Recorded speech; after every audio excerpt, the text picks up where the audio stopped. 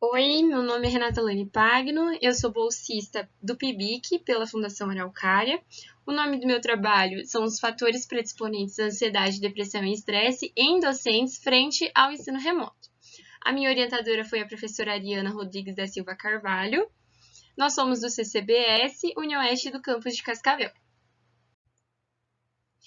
Então, dentro do cenário pandêmico relacionado à Covid-19, o mundo teve que redobrar a sua atenção, não apenas devido à contaminação letal do vírus, mas também pela busca da sua prevenção e ainda trouxe foco para a saúde mental da população, bem como para os profissionais de saúde que estavam na linha de frente de atendimento aos contaminados e ainda aos docentes que precisaram se adaptar ao ensino remoto para dar sequência aos estudos.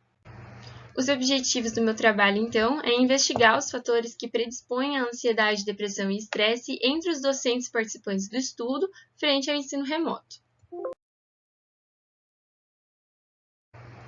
É um estudo quantitativo, descritivo e transversal, envolvendo 31 docentes do curso de enfermagem de uma universidade pública do estado do Paraná, excluindo todos aqueles que estivessem em algum tipo de afastamento. E ele é a continuidade de outro estudo que investigou os níveis de ansiedade, depressão e estresse entre docentes do mesmo curso em ensino remoto no ano de 2021. Foram utilizados 2 formulários, o de caracterização sociodemográfica dos participantes e a escala de depressão, ansiedade e estresse, que é o 10-21. E aí, para identificar os fatores predisponentes à presença de ansiedade, depressão e estresse, foram aplicados alguns testes estatísticos, de acordo com o comportamento da variável, seja ela contínua ou categórica, e foi considerado um nível de significância de 0,05. Então, aqui nós temos uma tabela com o total de docentes participantes do estudo, que foi 31, a idade média desses docentes, que ficou 46,5, né? É a média de 29 a 65 anos. O sexo, que foi majoritariamente mulheres, 87,1%, 27 docentes são mulheres. O tempo médio de serviço, que ficou 13,8 anos, que é de 1 a 34 anos. O tipo de contrato, então 80,6% são concursados, 25 docentes.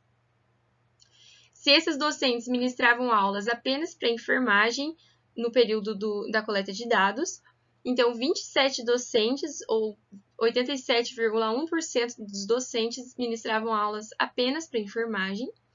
Se eles ministravam aulas na pós-graduação, então 24 docentes, ou 77,4% desses docentes, ministravam aulas na pós-graduação.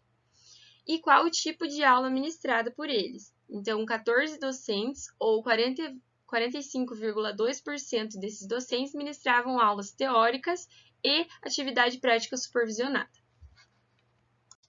Então, questões como exclusividade das aulas apenas para o curso de enfermagem e o tipo de aula ministrada, seja ela teórica, prática de laboratório ou prática em campo, não foram estatisticamente significativos para ansiedade, depressão e estresse, ainda que elas possam influenciar na saúde mental desses docentes com a preocupação da qualidade dessas aulas e a absorção dos conteúdos frente ao ensino remoto.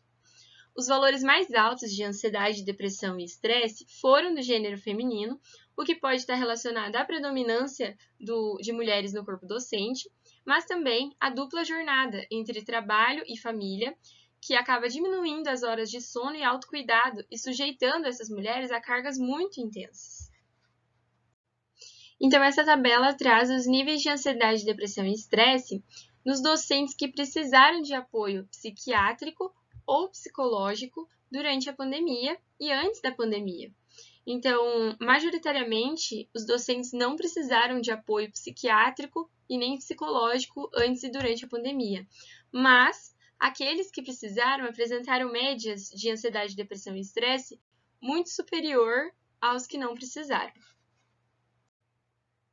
Então, para os participantes que precisaram de apoio psiquiátrico durante a pandemia, eles apresentaram níveis de ansiedade e estresse 5 vezes maior do que os participantes que não precisaram. E ainda os docentes que precisaram de apoio psicológico durante a pandemia apresentaram médias de ansiedade e estresse quase 4 vezes maior do que os que não precisaram.